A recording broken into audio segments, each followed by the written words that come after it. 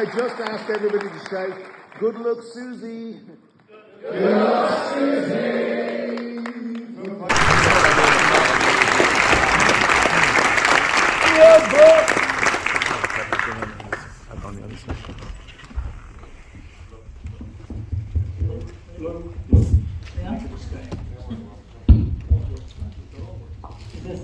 Thanks a million, everybody, for staying back after watching that fantastic film.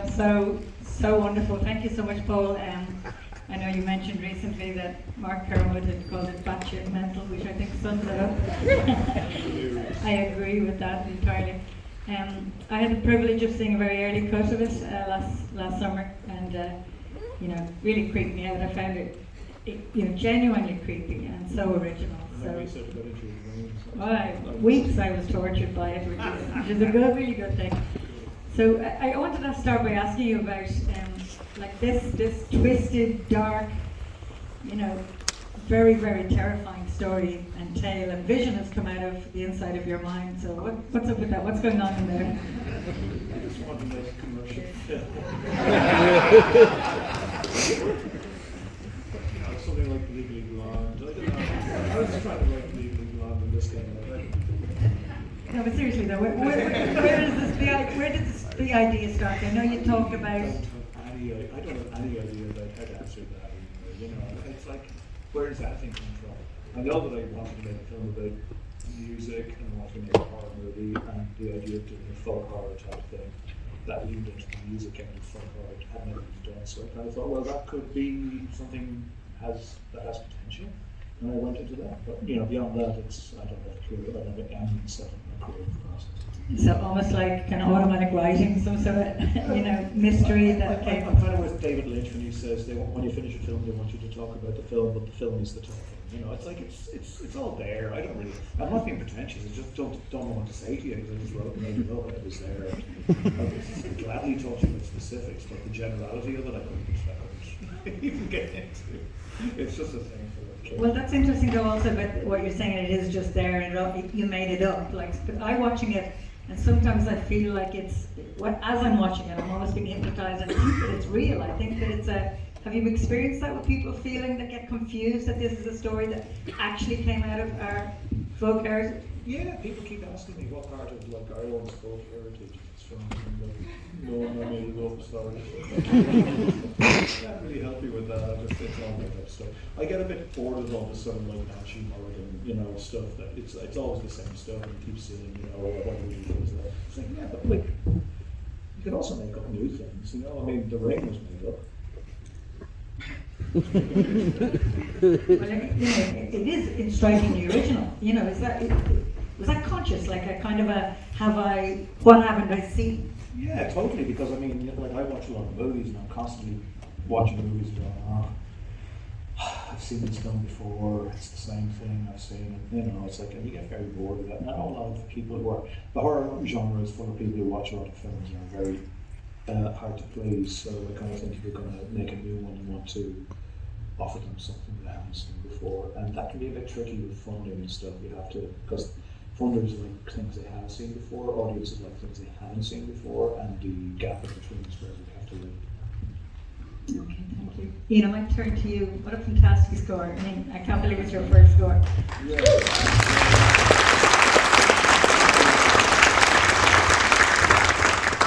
Can you tell us a little bit about how you became involved? I know you entered the frame at script stage. Yeah. Well, I met with Paul kind of very early on, and Paul had got in touch with me through my brother to show me an early version of the script, and wanted to know what I thought of it. And I met up with him and told him I thought the script was amazing. I loved every aspect of it. For me, it's just the perfect kind of meeting point of all the different things I'm most interested in life. Traditional song, folklore, early Irish mythology, traditional music, traditional songs, all that kind of thing. So we sat down, then after the first meeting somehow I was after agreeing to do a soundtrack to the film. So then I had to figure out how to do a soundtrack to a film, and spent the next year and a half kind of deep diving on everything I could figure out about soundtracks and what they're all about and what goes on, all the podcasts and books I could find, and after a year and a half I'd come up with what you heard there. So there was amazing fun, really great process, and Paul was really easy to work with along the way, and yeah, I absolutely loved it, every aspect of it. And you were a horror fan before. Oh, absolutely, yeah. Yeah, from very early age, yeah.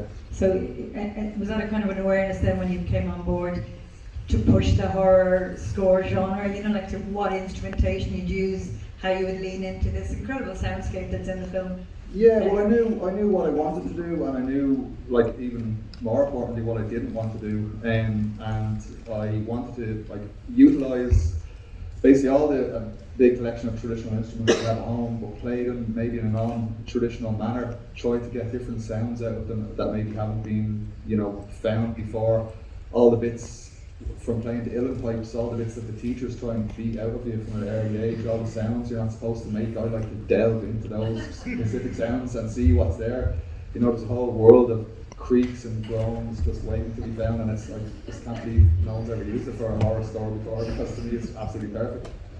And what are you trying to do? Are you trying to like go counter to what the pictures are telling us, or you know, lean into the plot, you know, and it's emotional or it's scary, you know? What were you consciously doing in terms of your work? I would say that's something that changed for each like scene that I was scoring, for each cue that I made. Like sometimes you maybe want to magnify something that you think is going on an emotional level. Sometimes you want to foreshadow something that's about to happen, or sometimes you just want to create a certain type of atmosphere so that what's happening on the screen hits on a little bit harder, you know. Yeah, it's totally different for each cue. You just have to approach each one kind of on its own merits, you know. We'll come back to talking about the song, because it's a big part of your collaboration in a few moments. Charlie, can I go to you in terms of... Yes, hello. Hello. How are you? Wonderful performance, thank you so much for Thank you that. very much. Terrifying. Me? No, what's terrifying about it? I think terrifying things happen to me. I do anything terrifying. Okay, That chicken eating scene. the chicken instinct gives me nightmares. Yeah, that's fair. Okay. Was it hard to lose all the weight for the Well, I had a body double, so that's a spoiler. Yeah, it was my head and someone else's body. This is how we did that. So yeah. And when you saw that combined, was It's that terrible? horrific. I saw an early version as well, so which was kind of a stripped back version. So I had an idea of it, but when you actually see it on the big screen, it's very effective, I feel. Yeah. Can I ask a little bit about how you came to be involved? I believe it wasn't quite a traditional auditioning process. I think the casting director on this is called Tuppenny Shillingsworth, according to Paul, which means there was no casting director. Yeah, so I know Simone, who plays Anna. We went to the Lear together, and I met her for lunch, and she said, "I'm doing a movie, and it's really fucking weird, and you'd be perfect for the guy." Great. But I'm not so sure I want to do that. But so I really like horror movies, so I read it, and as soon as I read it, I kind of was like, oh, there's really an opportunity to be involved in this. Met Paul, and we kind of just spoke about horror movies for about an hour, and then he just said, "Do you want to do it?" Well, no, we did an audition with you and Simone. To be fair, yeah. we managed to make sure that you guys actually had chemistry and could work together. But yeah, I mean, basically it was just me and you hanging out and talking shit, you know? Yeah, I've never met Paul before that. So it's very unusual in terms of casting wise, acting, everything. You just do self-tapes and stuff nowadays. So breath of fresh air. I kind of thought it was important to explain that this was not a normal film where they would have like caravans and people bringing them coffees and things. You know, it was like basically, yeah, you're on your own. So we have to kind of explain that and get them down. I wouldn't do that now. Yeah, but you make it sound, it wasn't as horrific to shoot as it was to watch, I'm sure. In a good way. But it was tough to shoot. I mean, you had a short shoot It period. was 15 days. So some of those scenes you see, I believe Agnes at the very beginning giving the speech when we're doing the songs. The scene we do where we're translating, where it gets a bit weird. And some other scenes, that's all the first day. So it was just two Your first day on set. 2 sex scenes on day one. It's just the two, yeah. Our first day, the whole first day. So it was kind of that level of speed going through it. But everyone was very keen to be involved in it, so you kind of just hit the ground running. Does that bring a kind of a weird mad energy to it, like working on instinct. It was improvisation. What was the? I feel the like we nature? only did about 3 or 4 takes in pretty much everything the entire way through. That's because you were so good. Not so sure about that. The time, so the improv-wise, I guess there was a little bit here and there if we felt we had it. But no, you kind of just had to jump into it. And as you can see, the script and everything happened in pretty bananas. So having that on day one is actually almost kind of helpful. Did you have rehearsals? No. It was like, hi Paul, nice to meet you. Okay, so I'm doing what now? Take your phone. Yeah. Yeah, no, not at all, no. And I know you said you knew Simone before Yes. working on film. The relationship and the chemistry with Catherine is incredibly electric. Like there's such a dark, twisted madness to that.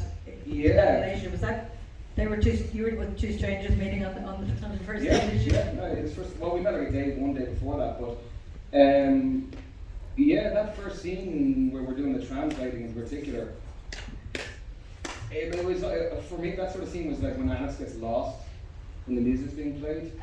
So it's kind of like the last time you really see him as him, and then everything beyond that, he's kind of completely becoming unhinged as the movie gets very unhinged. I mean, it's a beautiful performance by you in that moment when you stop and when you're leaning over the table looking at her. A big shout out to your cinematographer, who I know is here too. Yes. It's a really great kind of lens action. Can we say, Craig Kenny, who's here, we have DOP Conor Rotherham, we have editor Owen McDonough, sound designer Niall Brady, and I think that's it. Oh, and Niall O'Sullivan, Neil O'Sullivan, sound recordist. He was falling asleep there, you think? He was falling asleep there, but now his name has been mentioned as well. Honestly, a round of applause for all the good work you're doing. Thank you very much for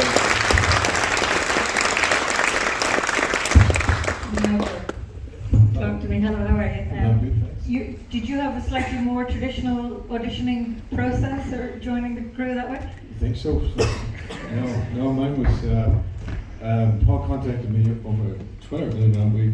He'd seen a film that I was in, and he said good things about it, and we got contacted, and he said, this script that you might like, so he sent me, we had a chat on the phone, and sent me the script, and I went down to meet him, and that's simple as that. Really. The script was just mind-blowing for me. It was so mad out there. Never done anything like that, so I thought, Christ, I had to give this a go, He's an incredibly interesting character. We spent most of the first meeting talking about chocolate Mickey. Were you going to be doing it live or? The less said about it, the better, probably. Well, he's an incredibly interesting character to me because he's so sympathetic and he's so hapless with the Punch and Judy show, and yet there's that incredibly dark and complex part to his story. Was that what attracted you? I mean, how much of that did you play when you were playing him in the film? Well, what fascinated me most was the fact that he did mutilate himself, and what does that do to you? What would that make you do? What sort of person do you turn into? So it turns out to be a puppeteer. So I don't know why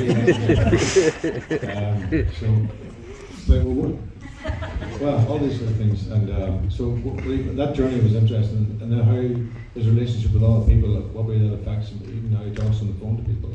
So all that sort of thing was interesting to me to play. So it was all crazy mad stuff. If you haven't seen Nigel's other film, Bad Day for the Cut, it's on Netflix, which is the reason he's in the film. It's brilliant, and I was just like, as soon as I saw him, I was like, have to work hard for it. It's brilliant acting. Yeah.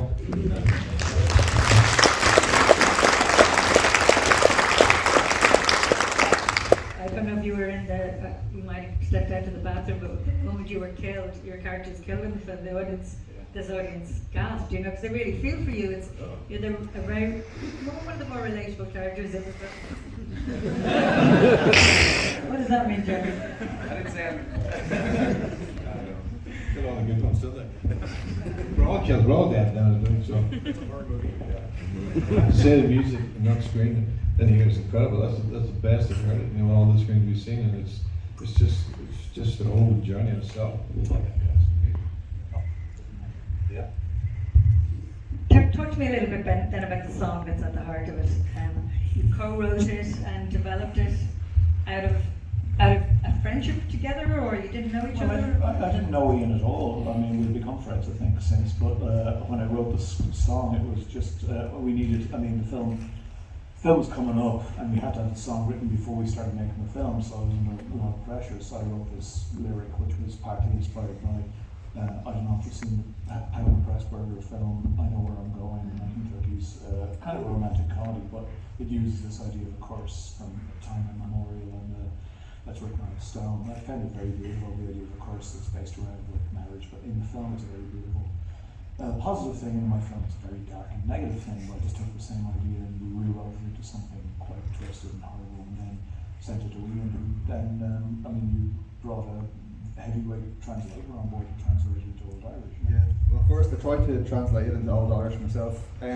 It's been a good few years since I studied Old Irish, so I had a kind of, a rough kind of translation, and I got the contact for an Old Irish professor, I won't say where or who, but they were very, very positive about it until I sent them the actual words to the song.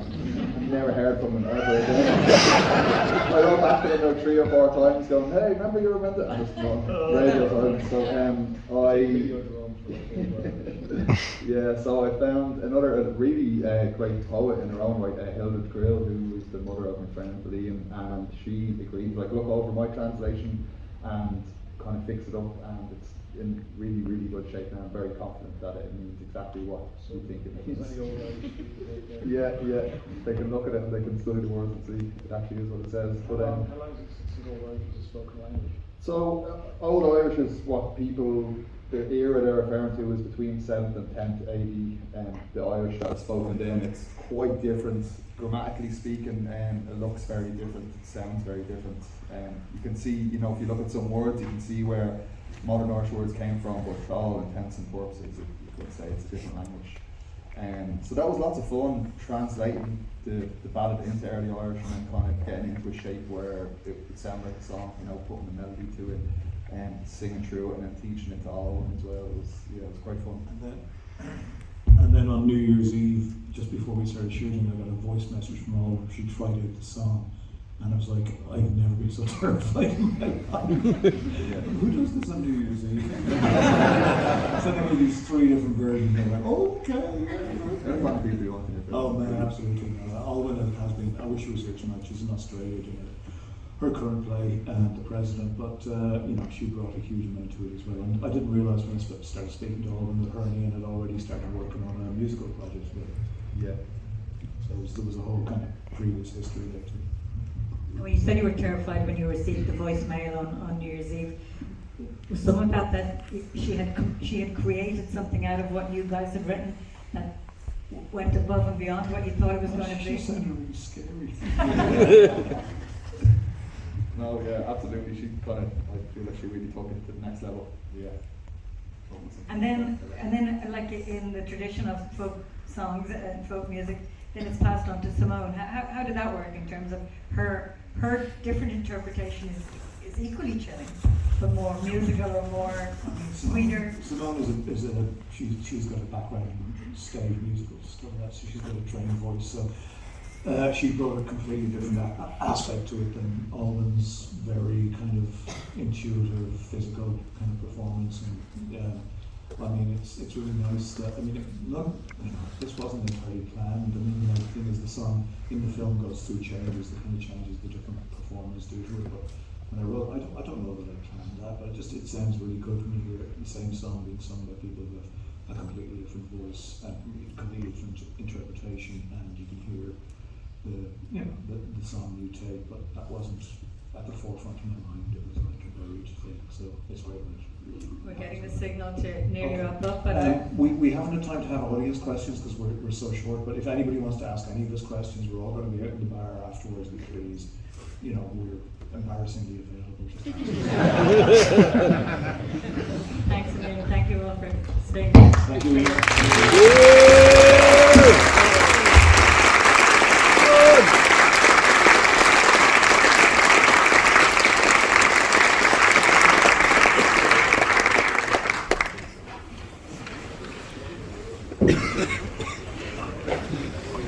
What's